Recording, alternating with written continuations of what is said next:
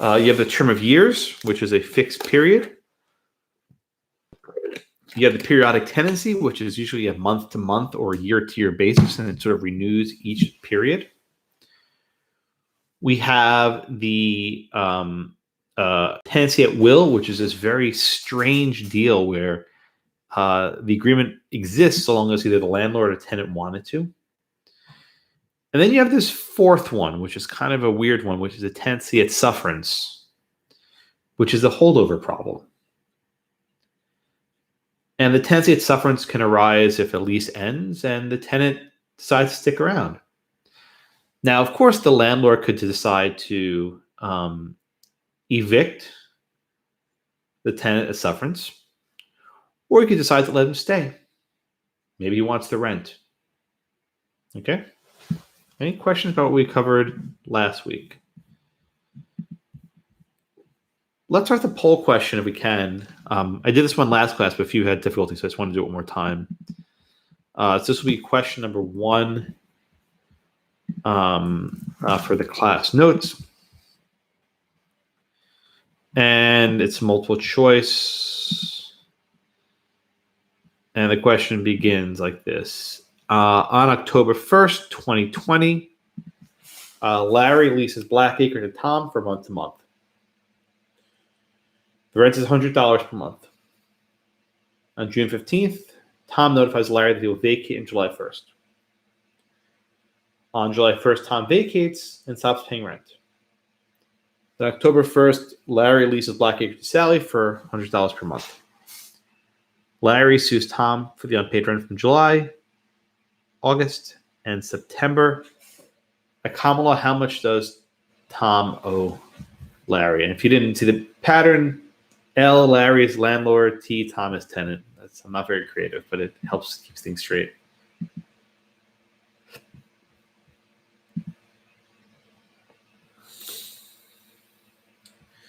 All right, and who is next up on the roster?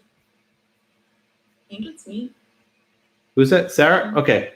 There. Yeah, I think you were here last week when I called you also, if I remember, but that seems right. I actually haven't been called on in like 2 classes. So. Oh, that's a damn shame. All right, well, you can be called on now.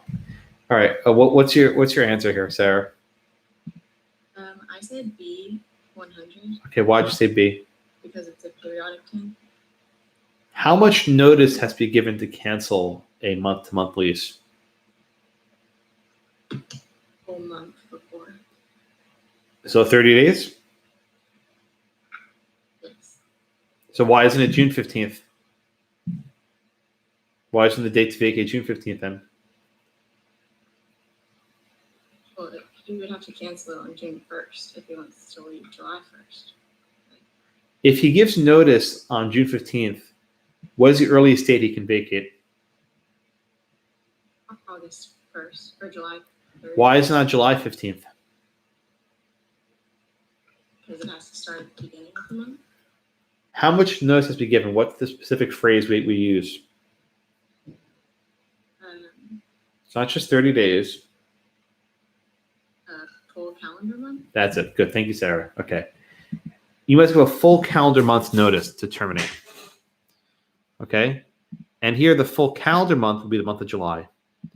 Notice is given on June 15th. The 15 days of June don't count. What counts is the full month of July. And the full month of July comes by, and then you leave July 31st. August 1st, no obligation to pay rent. So the answer is B, which you all got. Good. It's an obligation to pay the rent for the month of July. Keep that in mind. The full calendar month is a very important rule. You may see this in one other context. I know this because it happened to me. Many years ago when I was still in college, I went to D.C. for the summer for an internship. And I needed a 3-month lease just for June, July, and August. And what did I know? I drove to D.C. on like June 2nd or June 3rd. I said, I'll just sign a lease somewhere. I didn't really think about it in advance. And several of the places I went to said you have to find a lease for 3 calendar months. Not 3 months, 3 calendar months. And because I came on June 2nd or June 3rd, they wanted the lease to actually be in effect for all of July, all of August, and all of September, which is not what I wanted. So I finally found one place that let me sign a lease for 3 months, not 3 calendar months.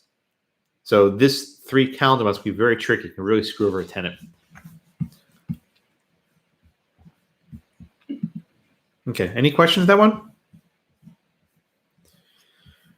Okay, good. All right, take a question number 2. Okay, question number 2. O conveys Blackacre to A and fee simple. A enters Blackacre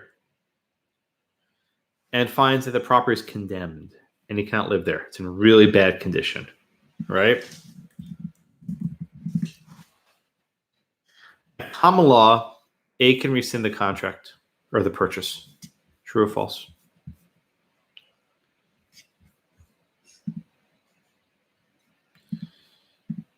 All right. I think that's Miranda's next. You get Miranda? Miranda? No? Alex? Yes, I'm here. All right. What's your answer, Alex? So I put false. Okay. Why'd you put false? That's a good question. I think because when he leases, he has the legal right to the land, and I don't think it's the responsibility of O to. Oh, I'm talking about leaseholds. I don't know why I'm even talking about that, because he has a fee simple, and it's his responsibility to get onto the land and deal with the condemnation. It's whose responsibility? A's. Right. So is this true or false? False. Good.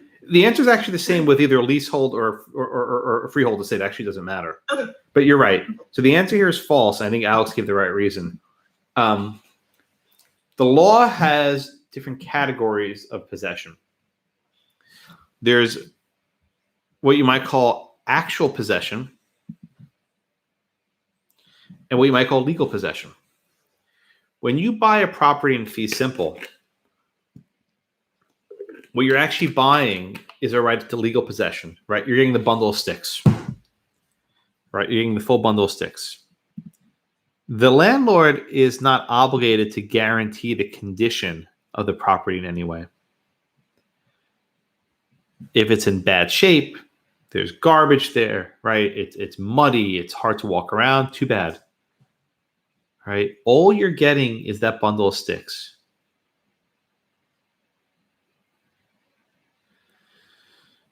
Now, Rachel, you here? No, I think she emailed me. Yeah, a lot of you getting your shots, which is good. I'm getting all these emails. I can't keep them all in my head, but I do appreciate that you emailed me. Jeanette, are you here? Jeanette? In the classroom? No. Sebastian. I'm here. Okay, Sebastian. Now, what in this question number 2, what could O and A do if they wanted to perhaps have a more precise agreement over what exactly they're selling? What could O and A do? O could say that he's selling the land as is. He could say it's selling as is, but let's say he wanted to give more of an assurance. What could O do? I'm not sure I understand your question fully. Okay. Let's say A is nervous. Okay. A's like, I don't know. I've heard things, right? I heard that Blackacre's in bad shape. And I don't know if I want to buy Blackacre in fee simple. What could O do to put A at ease?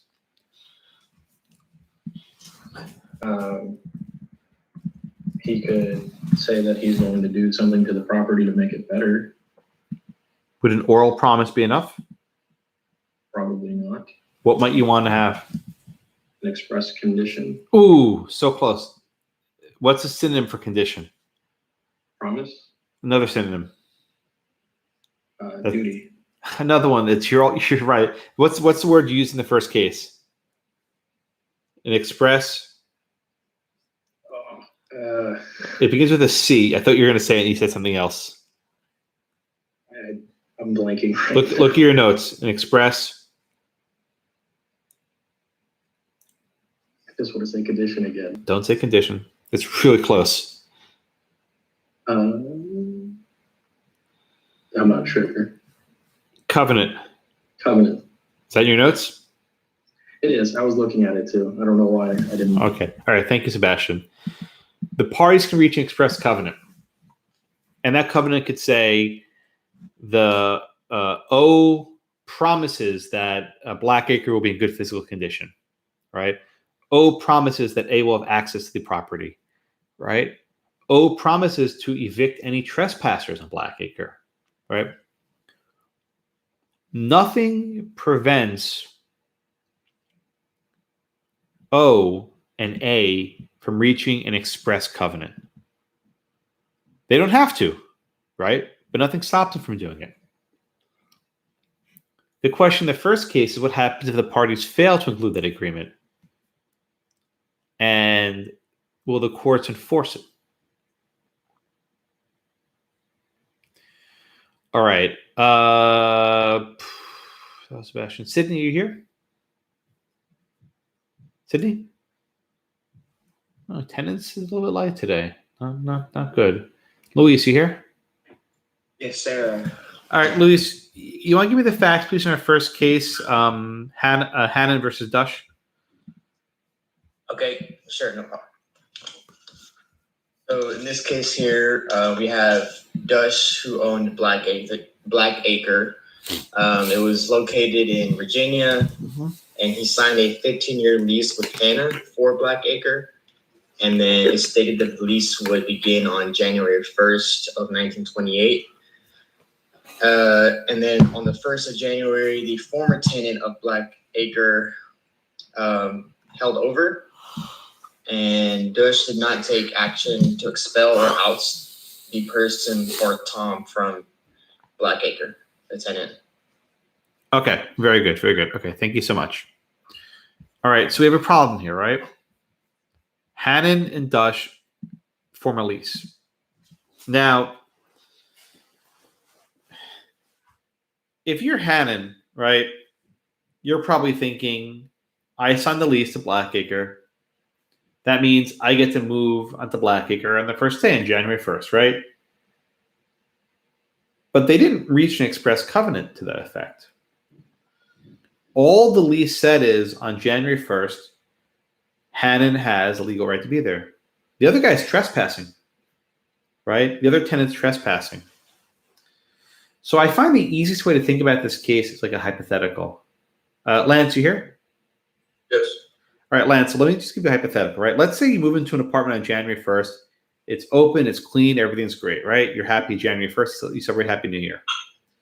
Then on January 2nd, some guy comes to your front door, puts the key in the lock, turns it, and walks in and says, hi, my name's Tom. I'm a holdover tenant. What do you do? Tell me to get out. More forcefully, what might you do if he doesn't want to get out? So look, I'm a holdover. You can't be here.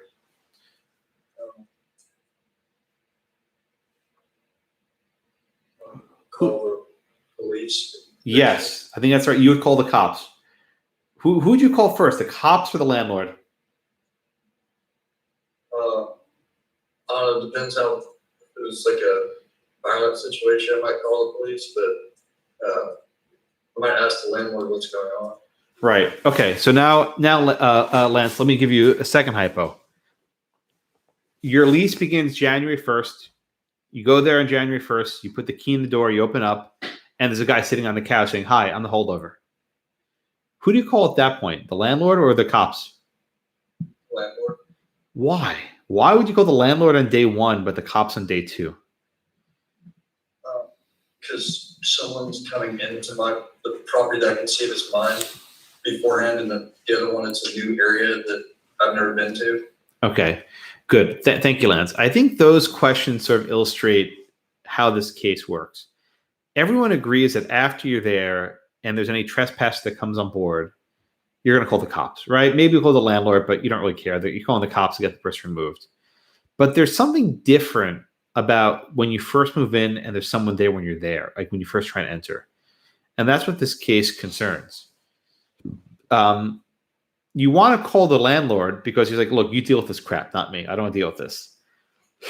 It's always possible to reach an agreement that says the landlord's responsible, right? You could have reached a covenant that says, an express covenant that says the landlord promises to make the premises available, or the landlord promises to evict any trespassers, right? You can do that. And those covenants might become expensive because there's more obligations for the landlord. But they didn't do that in this case.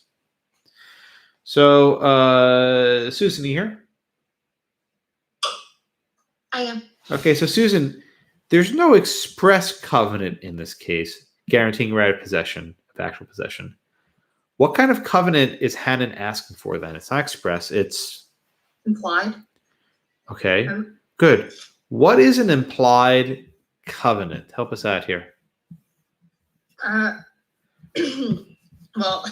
I want to define implied with implied, but Nope, you're not gonna be able to do that in my I class. can't do that. Nope. So it would be that when he signed the contract, What was it it? What does implied mean? Let's just start simple. What does implied mean? almost assumed Who's that it's assumed that it's already in there. right? So who's doing the implication? Did the parties write this agreement in writing? Is this in writing anywhere? No. So it's not expressed, not in writing. It's so who did the implication? Who implied it? The tenant, the lessee. Is it the lessor that implies the term, or someone else? The lessee. No. No? Who is doing the implication?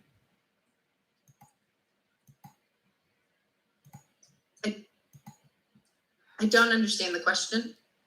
Okay. Who's implying the term? I think it's the person who is in the contract that has shown up. No? No. Me? I don't know. No, I don't know the answer I'm looking for. This question always trips people up. Who's implying it? It's not the parties. The parties didn't imply it. The court is the right answer. The government. The government. You're exactly right, Susan. The government. The government is implying the term, specifically the courts. What the court is saying is that there's some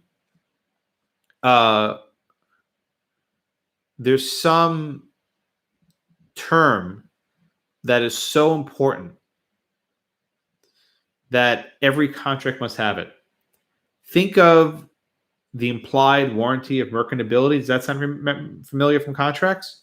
Right?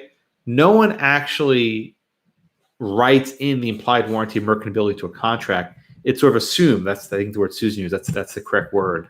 But who's implying it being there? It's the government, the court. The court saying that every contract must have it. So the question becomes, in this case, will the court imply a covenant of actual possession? Or will the court say that it's only for the parties to decide? Okay. Grayson, you here? Grayson? What's going on with attendance today?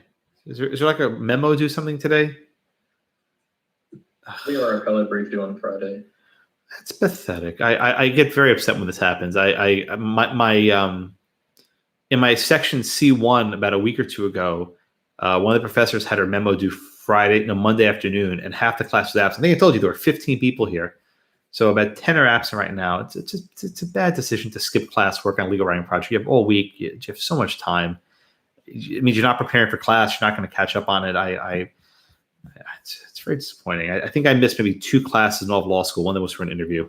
I don't get it. You're paying to be here. It's on Zoom. You could fool me. I would not even know if you're doing a legal writing memo. You could just be typing notes. I wouldn't even know.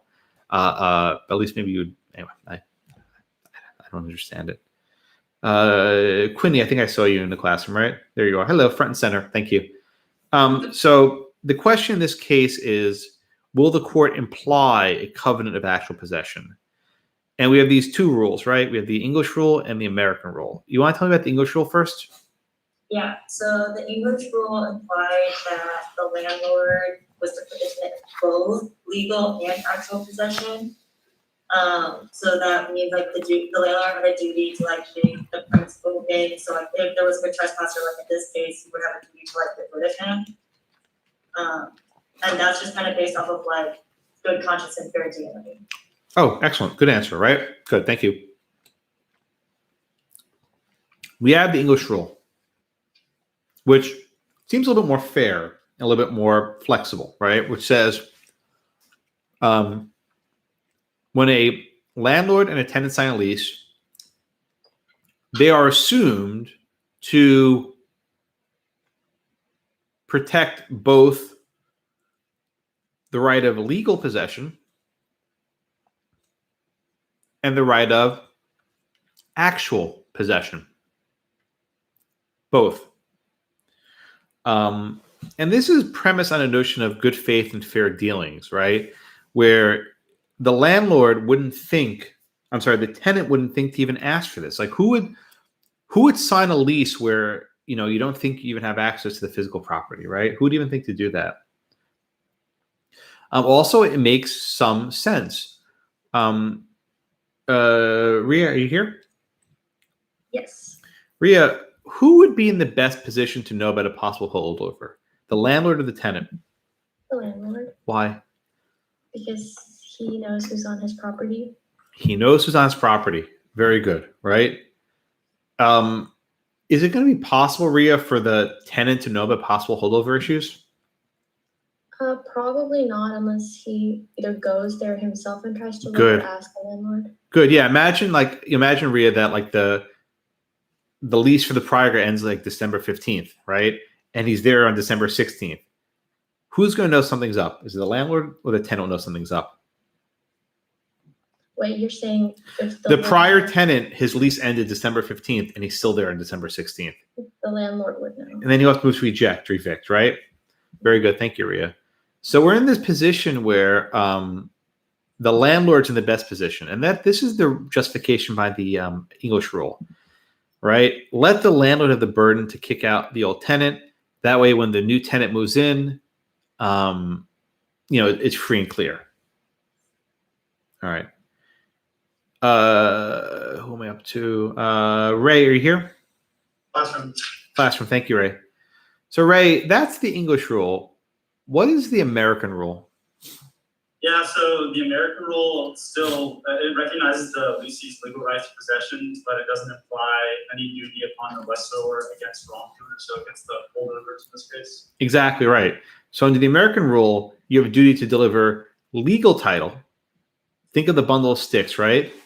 Legal title, but not physical title. Okay? All right. One more question for you, Ray.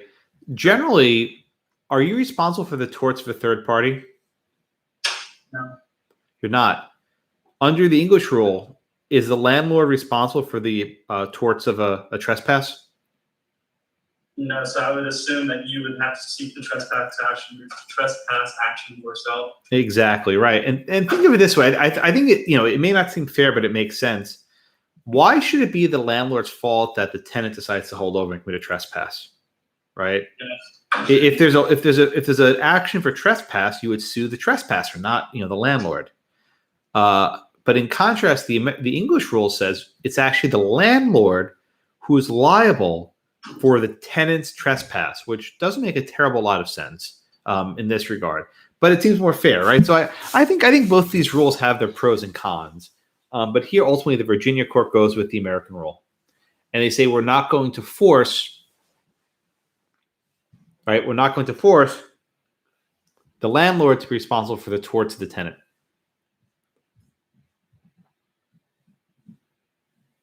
All right. And in case you're wondering, Texas, our beloved state, follows the American rule. Because I know someone's going to ask me that in a minute. It doesn't really matter, though, and let me explain why. As a practical matter, every lease you sign in Texas has a clause saying you get both legal and physical possession, right? You always get both. So it's going to be very rare that you sign a lease that doesn't actually have an express covenant. You're going to have a covenant for both of those.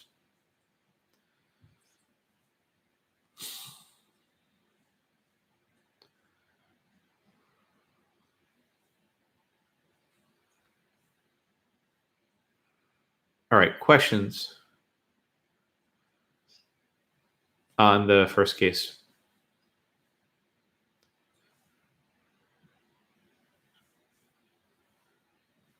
Nothing? Okay, we'll move on. All right. The next topic I want to talk about is the difference between a sublease and an assignment. Sublease and assignment. I'm going to tell you up front that people use these terms incorrectly on a fairly regular basis. In fact, in one of the cases, the Tennessee case, they don't use the term correctly either. So I want you all to forget what you've known, right? You may have decided to sublease an apartment. Maybe you've done it in the past. You didn't even know what you were doing, right?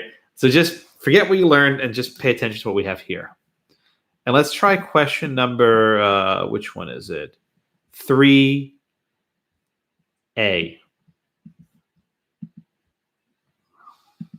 Okay. 3A.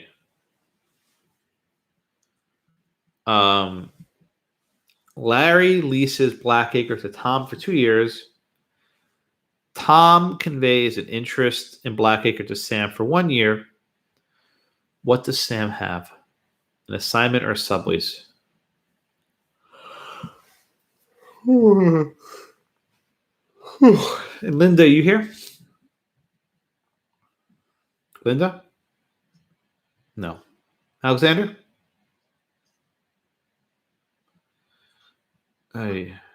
Not good, guy. It's very frustrating, by the way, to have to teach a class where a third of the people are absent because I have to keep going name after name. Nicholas, I think I saw you. Yeah. Okay, you're in the back. I see you. I got you. What's your answer here, sir? I put B, sublease. Okay, why'd you put sublease? Because a sublease is it's less than the entire term of something, whereas an assignment would be taking over the entire thing. Okay, so let me ask you a follow-up in this case. Larry gave Tom a 2-year lease, and then Tom gave to Sam a 1-year interest. You're saying that Sam has a sublease, right? I am. What does Tom have? See if you figure this one out. Tom would have an assignment. Or would Tom also have a sublease? Well, Tom gave a sublease to Sam. What does Tom have? What happens after 1 year, Nicholas? Tom gives it to Sam. Right. And then what happens after that 1 year? Tom comes back. Or no, the lease ends. Well, no. The lease is 2 years. And then Tom gave one of those years to Sam. What happens after that 1 year runs out? It goes back to Tom. What do you call that? A reversion. Yes. Why is it reversion? Excellent. Why is it reversion? Because the reversion goes back to, it's a future interest that goes back to somebody after the partial term is. What's the definition of reversion? I hate to come back to it, but you have to remember this. How do we define reversion? We did this last week also.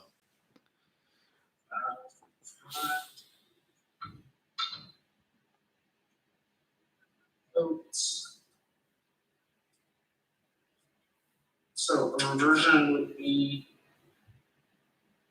the future interest that is retained by the grantor after the conveyance of an estate. That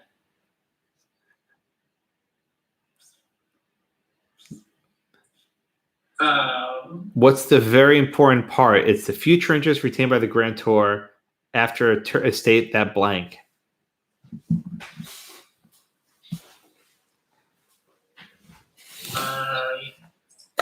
I'm a little less. I'm blanking. Dana, you here? Yes. What's the definition of reversion? So the beginning part, the future interest retained by the grantor, and then we're at the after something blank part. Yeah. Okay. Well, from memory, I would just say that. Oh wait, would it be? Because I'm thinking after it goes back. Well, it goes back to a third party after that. That's what I'm. Not thinking. third party. That's not a reversion. Go check your notes. What's a reversion? This should be very prominent in your notes. It should be in your. No, that's Well, that's often life estate, but what kind of what's unique about life estate? that it ends.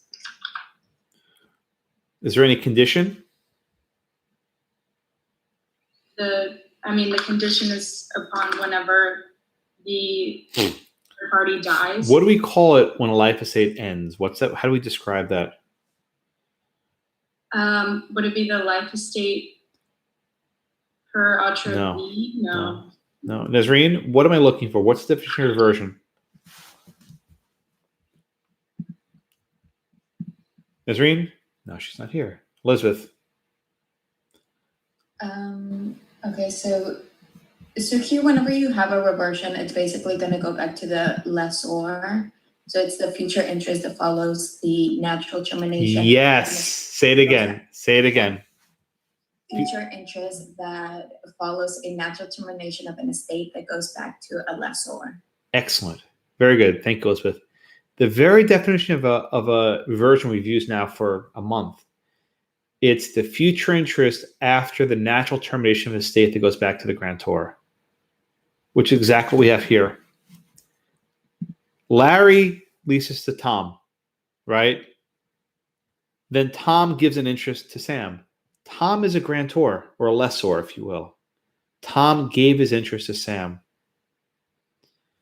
After that 1 year, there's a natural termination. Sam's interest goes back to Tom. Tom has reversion. And Elizabeth, finish it up one more time. What happens after 2 years elapse? Where does Blackacre go?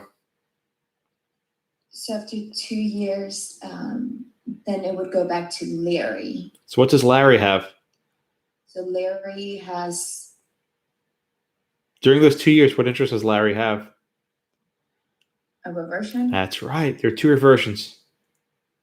This is like, you ever see the movie Inception, like Christopher Nolan? There are different levels of Inception, the different levels of reversion, right? Sam gives the sublease, I'm sorry, Tom gives the sublease to Sam. Tom is reversion. But Larry is reversion as well. So they're double reversions. Very good, Elizabeth. Thank you. For those who missed that, you need to check your notes. You need to know the definition of reversion by memory. You shouldn't have to look at your notes. I do this point very deliberately because it sort of bridges two topics. I can combine a question with future interest and leaseholds very easily for the exam. It's very easy for me to do that. Right? I give you a question involving future interest and leaseholds.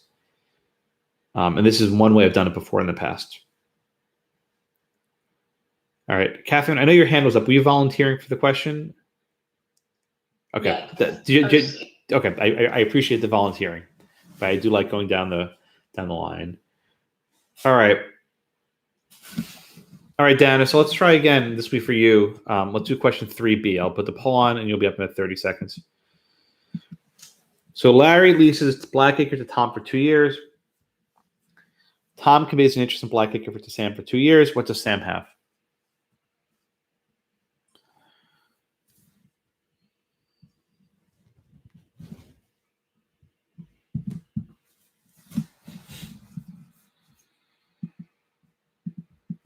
All right. The full question is up. I'm sorry? I don't think the full question came up, it didn't pop up on any of ours. I'm sorry. It's running on mine. Let's try it again. Do you see it now? Yep. Yes? Yes. Okay, thank you. I'm sorry about that. So Evan, just please put your answers in. The 3B. No one's put an answer in yet. Is there some sort of glitch? Yeah, it's listening. All right, Dana, what's your answer, my friend? I think I want to say sublease again for this one. Why? Because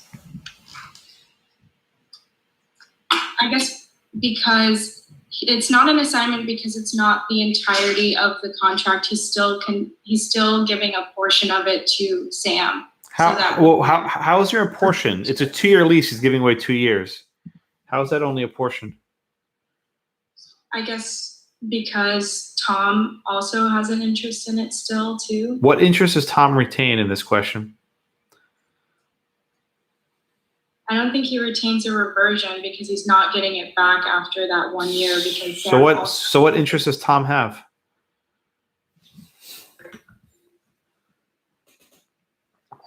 Does Tom have any interest in this question in 3B? I don't think so.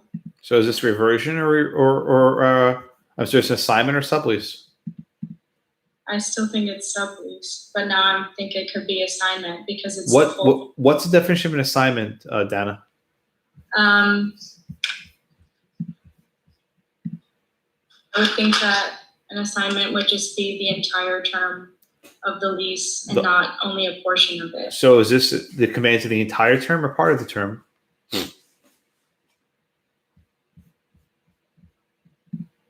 To Tom, I think it would be the entire term.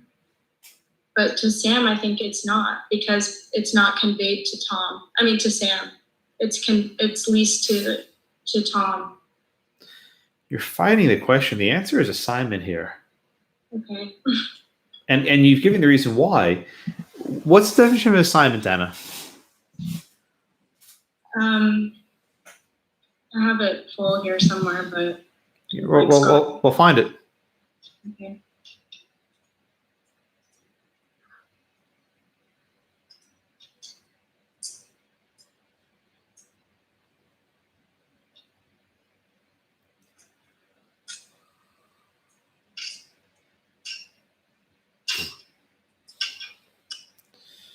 It shouldn't be taking this long. I'm sorry.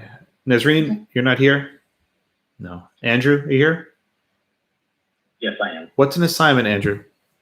So I have an assignment convey is where one individual conveys the whole term of a lease to another and does not retain a reversionary interest.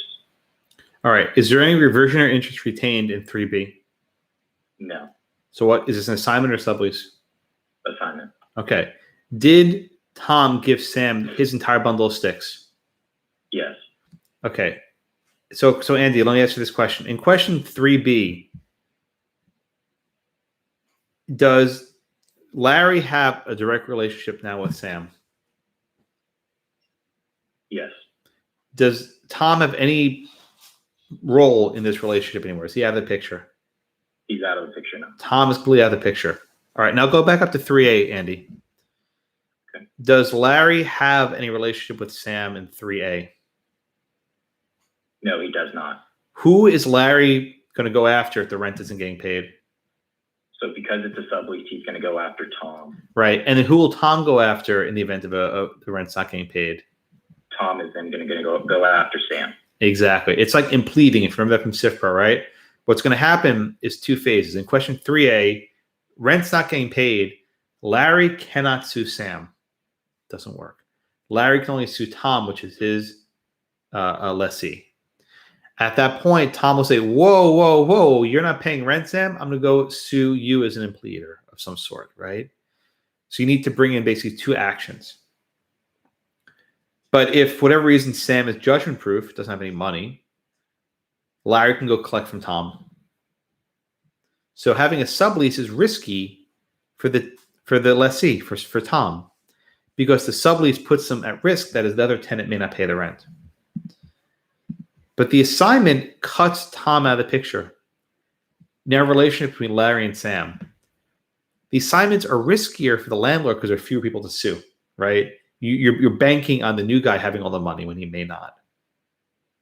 So landlords much prefer subleases, and tenants much prefer assignments. But generally, landlords will only let you assign property. Alyssa, go ahead. Okay, so I might be wrong, but I kind of understood what Dana was trying to say, because so the definition of sublease is when the lessee conveys less than his full interest in the property to another. Right. And then the definition of the assignment is you convey the whole interest. So I was reading 3B, and I was thinking that we don't know what Blackacre. It just says Tom conveys an interest. It doesn't say he conveyed the full interest. Like, what if he just leased out, like if it's a 2-bedroom apartment and he leased out like 1 bedroom So he does still retain, like, it doesn't say the Oh, full. I see what you're saying. All right.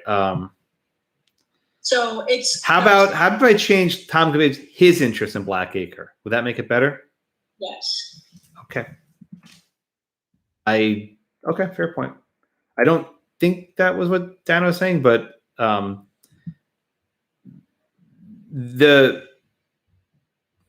right, fine. Okay, I'll take the point.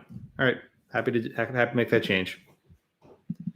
What I was trying to avoid when I was writing this question last night was say he conveys his entire interest in Blackacre, because I wrote his entire would give the question away.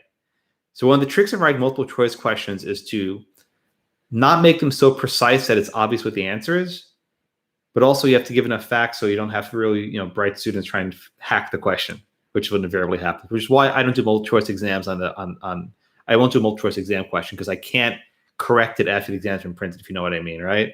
Once I publish the exam, it's out there. But anyway, but I take your point. I can live with that. His interest, I can live with that. All right. Any other questions on 3A and 3B?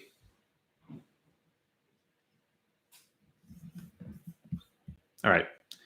So let's go on then to the next case from Tennessee, Ernst versus Conditt. David, are you here? I am. Okay, David, go ahead.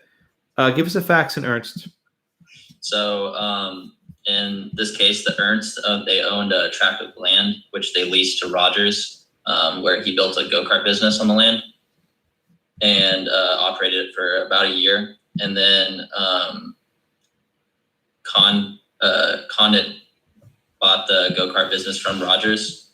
And then Ernst and Rogers executed a second document, which extended the lease and gave Conditt the sublet for the premises, and then Conditt operated the business on the land for a while, and then they quit paying rent because they thought they didn't have a right to. And then Rogers asked for payment, and they declined, and then Rogers sued them. Okay, excellent. Thank you so much. So we have three parties, right? We have Ernst, who's the landlord. We have Rogers, who is the lessee. And then we have Conditt, who's a third party. Now, Conditt might be a sublessee, or Conditt might be an assignee, a sublessee or an assignee, right? And again, EE at the end means the person receiving it. If Conditt is a sublessee, and there's a sublease, then Rogers is still in the picture, right?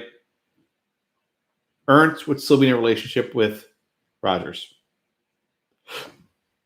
If Conditt is an assignee, there's an assignment, Rogers is out of the picture. Rogers is out of the picture. With an assignment, Ernst would be in the relationship directly with Conditt. All right, so again, if there's a failure to pay rent with a sublease, Ernst would have to sue Rogers. If there's a failure to pay rent with an assignment, Ernst could sue directly to Conditt. Right? In this case, Ernst sued Conditt. Ernst did not sue Rogers. So if this is a sublease, the lawsuit doesn't work because he sued the wrong person, right? If there's a sublease, Ernst can't go directly after Conditt. You have to use Rogers as a middleman, right? So basically sued the wrong party. Where is Rogers? We have no idea. Might be gone. We have no idea where Rogers is. Maybe Rogers was judgment proof. Who knows, right? So the question becomes in this case, is it a sublease or is it an assignment? All right. Oh, Alyssa, you're next. Okay. Alyssa, is this a sublease or is this an assignment? What does the court hold? Well, even though they call it a sublease, it's actually an assignment. Okay, so you said two things are correct. So the language of the agreement says sublease, right? but the court goes ahead and calls it an assignment. How do we deal with the fact that the parties use the word sublease? How does the court deal with that fact? Well, they just look at, the definition of sublease and definition of the what's it called, the assignment, and they basically say that you just can't call it that, and that it's not that, but you just call it that. Okay, good. Thanks, Alyssa. So the first thing to take away from this case is the language people use is not very important, right? The court uses a functional analysis. They're not concerned with exactly, what you call it. They're concerned what you're actually giving. And this is a common theme you may have seen before. Remember the case where the woman wrote in her will, I leave this to my daughter, but she can't sell it. She can't sell it. Remember that one? And then they say, yeah, well, never mind. We're just going to cross that out. They just kind of take a blue pen and they cross that out. It's very common for courts to ignore the language written to try and figure out what the parties really intended. It's sort of uncomfortable, right? It's like, well, the parties wrote X, but we're not going to do X. We're going to do Y because we don't think they really want to do X. And that's a bad idea. So even if you think you're very smart, non-lawyer writing your own agreements, there's a good chance the courts are going to ignore it, right? The word they use was sublease. The court says, well, people don't always use the words precisely. We're going to ignore it. And said they use what you might call a functional analysis. A functional analysis. What do I mean by functional? They look to what the parties are doing, not what they're saying, right? The definition of a assignment is you convey the full interest. You might say the full bundle of sticks, right? You have no reversionary interest remaining. Odalis, are you here? Yep. So Odalis, let me ask this question. Does Rogers retain any reversionary interest in this question? I do not think so, no. Does Rogers give to Conditt the entire bundle of sticks he has? Oh, wait, no, so in this case, he gave him the 2 years. So then. Is there anything retained for Rogers? I don't think so. No, you're right. There's nothing retained. There's no reversionary interest. Does Rogers give Conditt the full bundle of sticks? Yes. He gives him a full bundle of sticks. Is that consistent with a sublease or is that consistent with an assignment? Assignment. Correct. Good. So what does the court hold here? The court holds that the agreement between Rogers and the defendant was an assignment of the lease. Excellent. Okay, very good. Thank you, Dallas.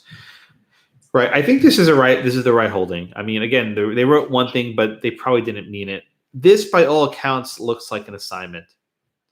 Right? Rogers gave up his entire interest. Conditt was paying the rent directly. Conditt remained in possession. Conditt, became owner of whatever improvements in the land. Rogers had no interest. He had no reversionary interest. This is an assignment. I think that's probably the right holding. I think the court got this one right. All right, everybody. Questions on Ernst?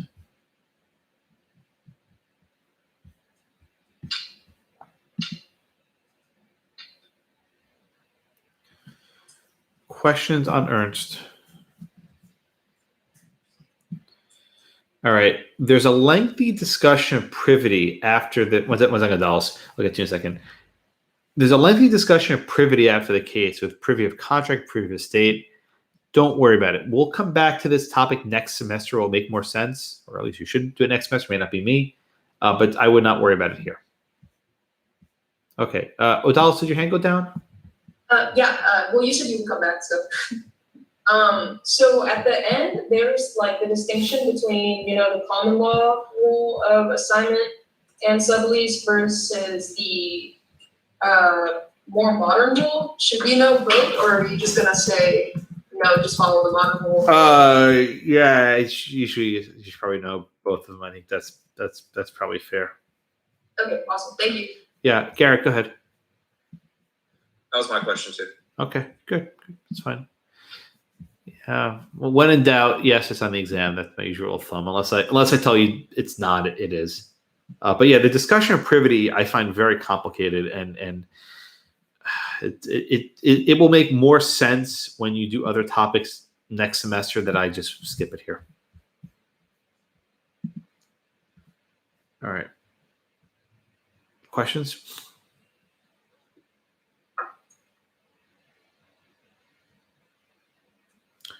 Okay, let's go on. Again, yeah, just skip all that stuff in privity. All right, we have one more case.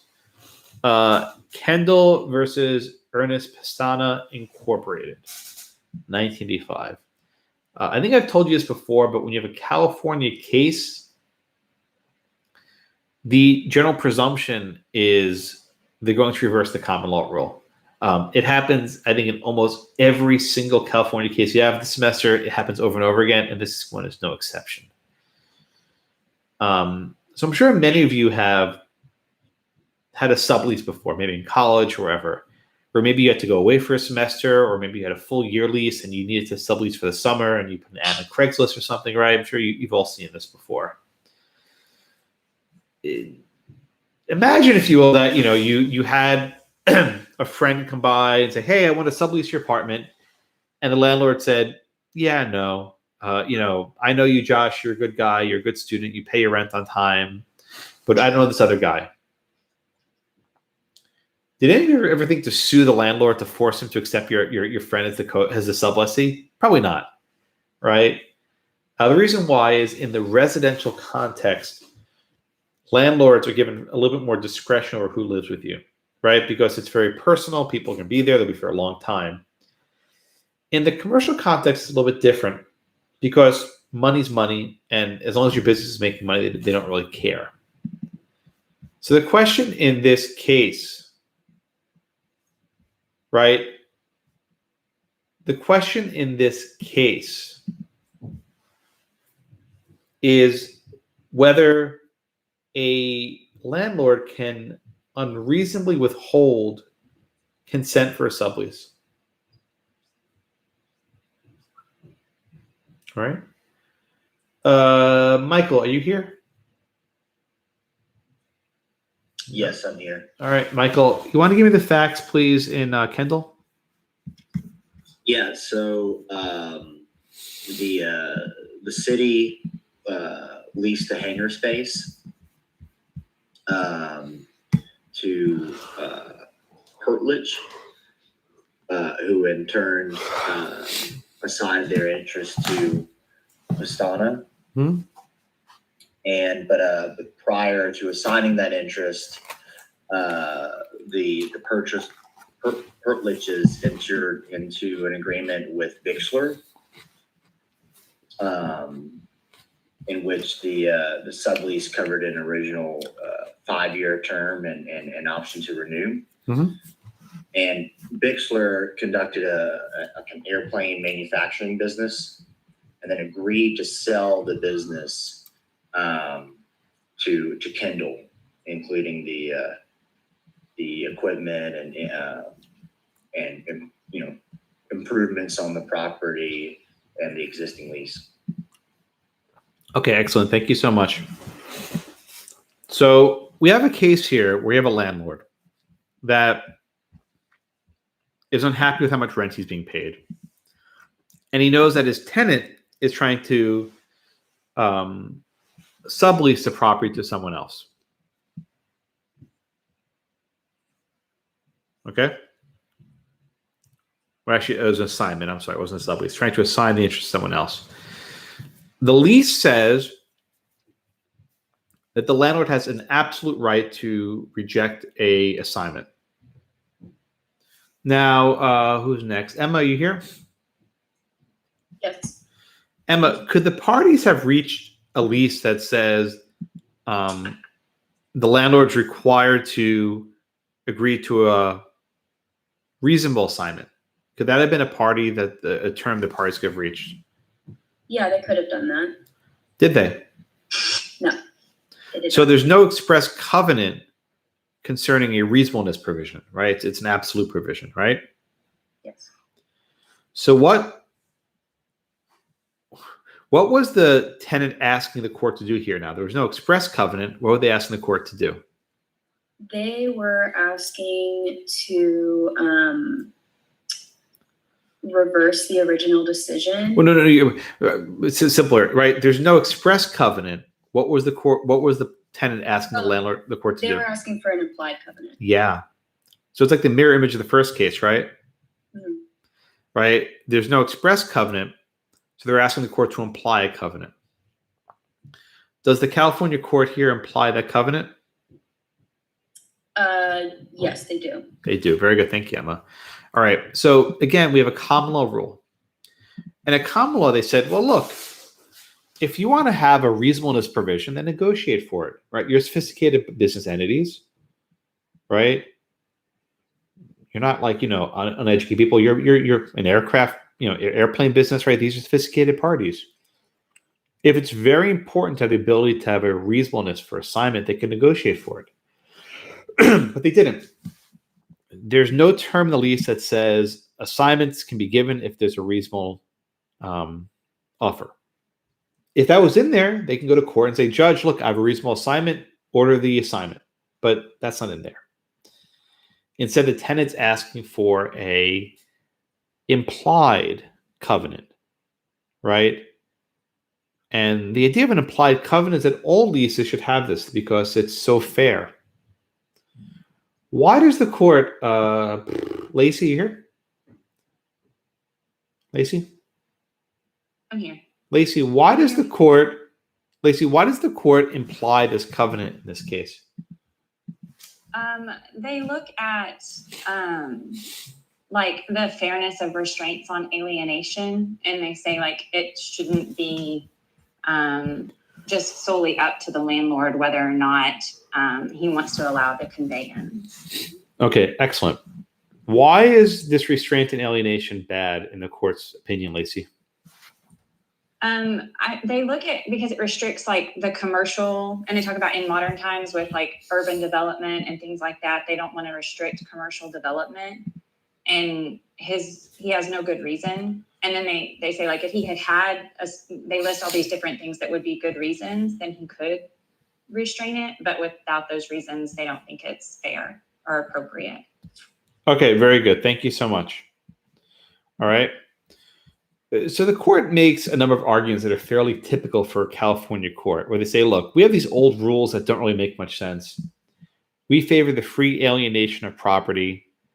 If there's a reasonable offer for an assignment, it should be granted, right? In other words, why should the tenant be forced to stay in a business he doesn't want when there's someone else who can come into the business and actually want to do that business in this location, right? It's an airplane business, right? Why should we not allow property to be alienated, to be transferred? We should be discouraging restraints on alienation. Here, the landlord has arbitrary power for any reason or no reason at all, and that's not sufficient. Now, what was the Sandra here? Sandra? Victor? Garrett? Yes, sir.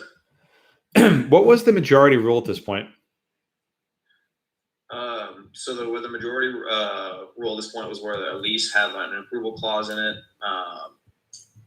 that you had to have the consent of the lessor, that a lessor could arbitrarily refuse to approve an assigned unit matter. And what was the minority rule at this point?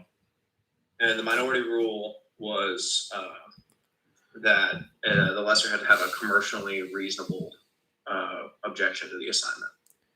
All right. So there's a majority rule and a minority rule. What does California go with? The minority. Of course they do, right? This is what California does. Law students hate it. It's like, oh, come on, minority rule, Josh. Why they do the minority rule, right? And why they do the minority rule, Garrett?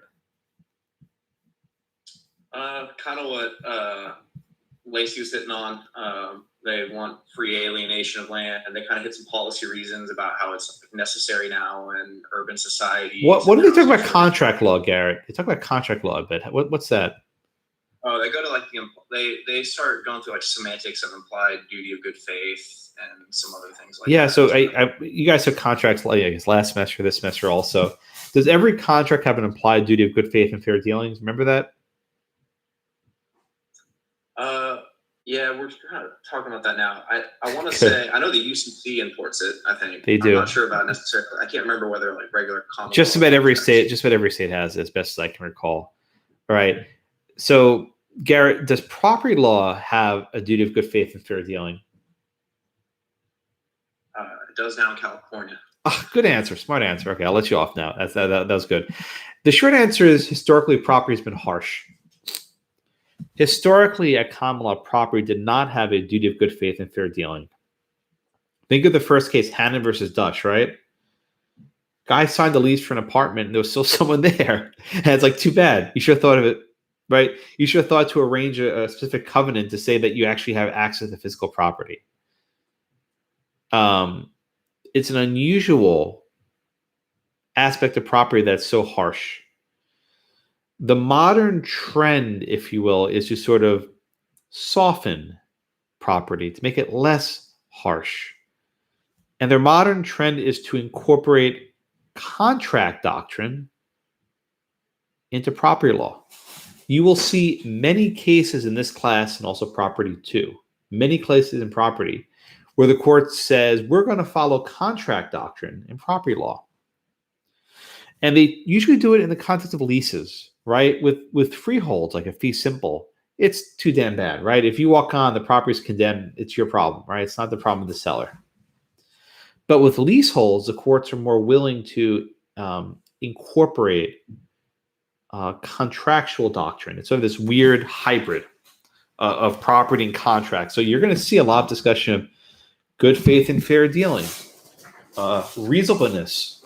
We talk about the duty to mitigate. Remember that last week with the unpaid rent, the duty to mitigate. That's a contracts concept. Usually, property has no duty to mitigate, but for whatever reason, the courts have been incorporating contract law into property. All right.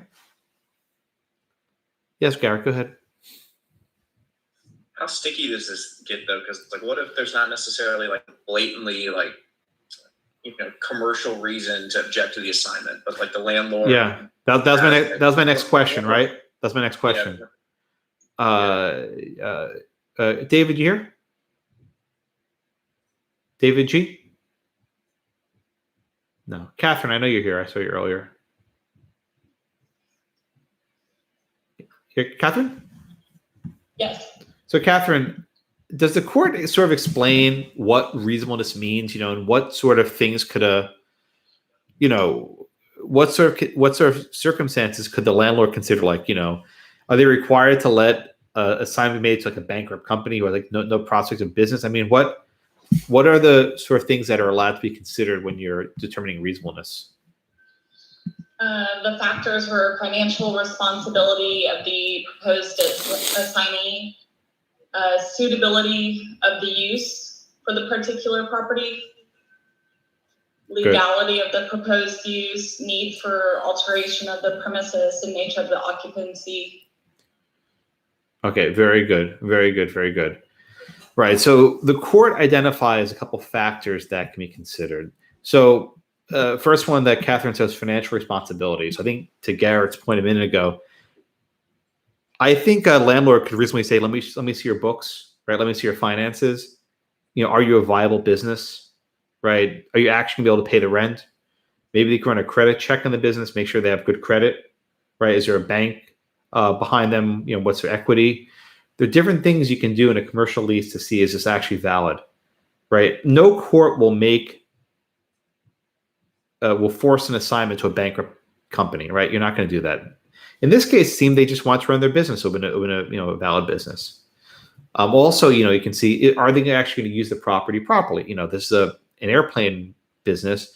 What they kind of want to build a go-kart track in the middle of an airport. Now that's not going to work, right? So there's some room for wiggle room here.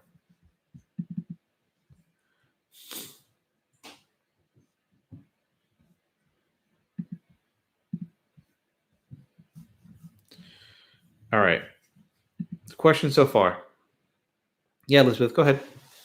Okay, so just really quick, in the exam, if we are not in California, do you still want us to mention the California? That's a really good question. I think for this one, I'd say you're in California. It's such a unique rule. That's probably what I would do. I've done that before. I've said you're in New Jersey, you're in California. I've given exam questions like that to make it very clear. If I don't say it, what I could say is this jurisdiction follows the modern trend, and that could be one I could test you also. So I can do it different ways. Fair? Thank you. My pleasure. All right. So in the end, the court holds that this absolute approval clause is invalid. Giving so much discretion, absolute discretion to the landlord is a mistake. There should be a reasonableness analysis, a reasonableness factor about the withholding of the assignment. That there's this duty of good faith and fair dealings that's implied by every contract. Again, they don't distinguish between contract and property. They just sort of run them together, which is really the modern trend. Right. And they even say there's a minority rule. It's a recognition of the contractual nature of leases. The contractual nature of leases. So we're basically treating a lease if it's a contract, which is not historically how it's been treated.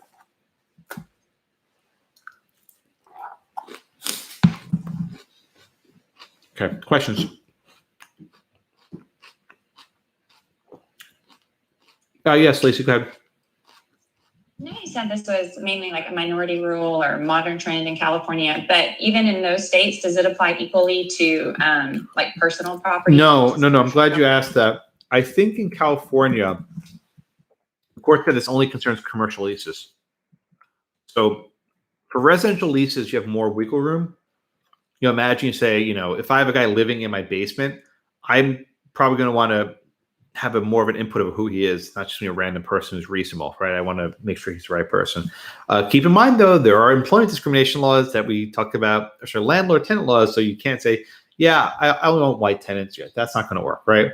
But you might say, wow, this person is has a lot of parties, and maybe they're going to make a lot of noise and have a lot of guests over, right? So there are certain discriminatory reasons why a residential landlord may say no to an assignment. Commercial, though, it's like, what's their credit score? Do they have business? Do they have credit? You don't really care who's working on your property, but what their values are. That's not as important. Yeah, Alyssa, go ahead. Wait, so this rule only applies to commercial leases? I think so, yeah. Okay. So anywhere else will apply the majority? I think in California for residential leases, you still have the majority rule. It doesn't have to be reasonable. Okay, gotcha. Yeah. Thanks. All right. Now the court does something funky, right? Usually decisions are retroactive, but say this is only prospective. In other words, it only applies going forward. It doesn't apply to any other case going backwards. So if you have an existing contract, you don't have this implied term. But if you sign a new contract, this term will be implied. And so it forces all future contracts to be aware of this deal. Yeah. The dissent, Taylor, what did the dissent say?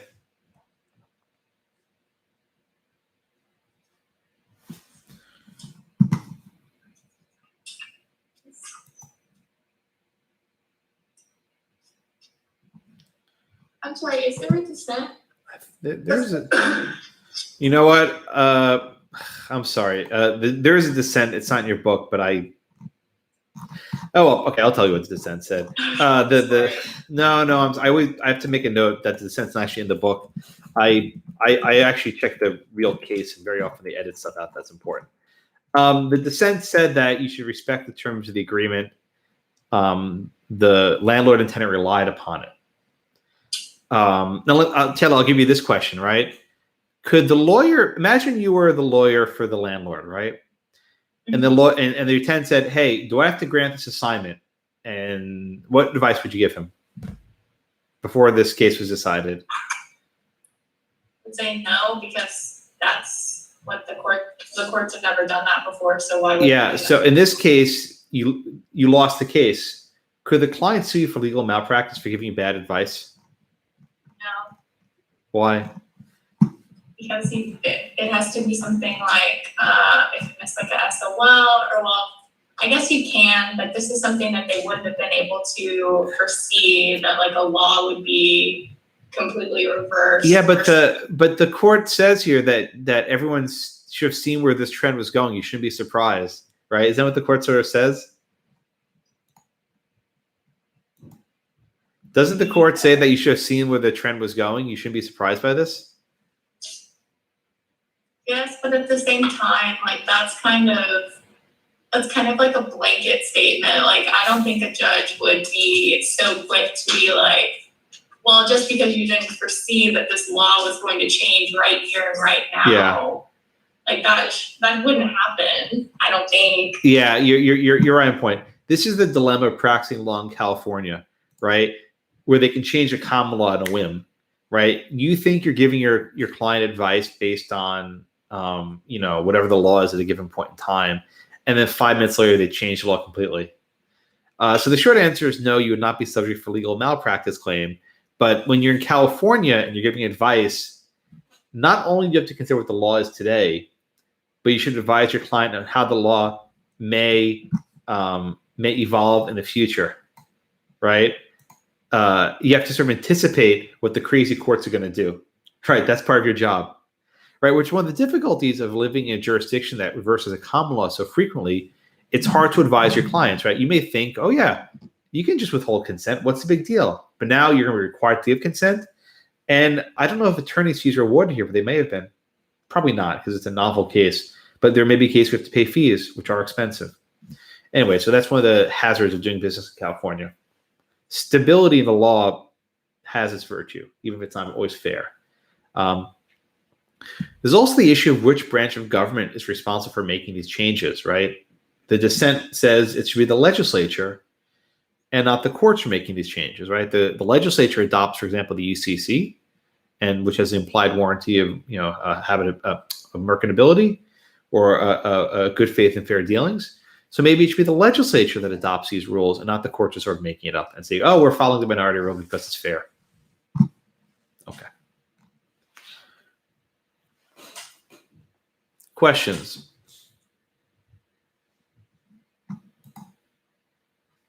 So I guess a follow-up to that. So in California, you could be sued for malpractice if you. I doubt it. I was being somewhat facetious because I think a court would say it's not reasonable to anticipate the law.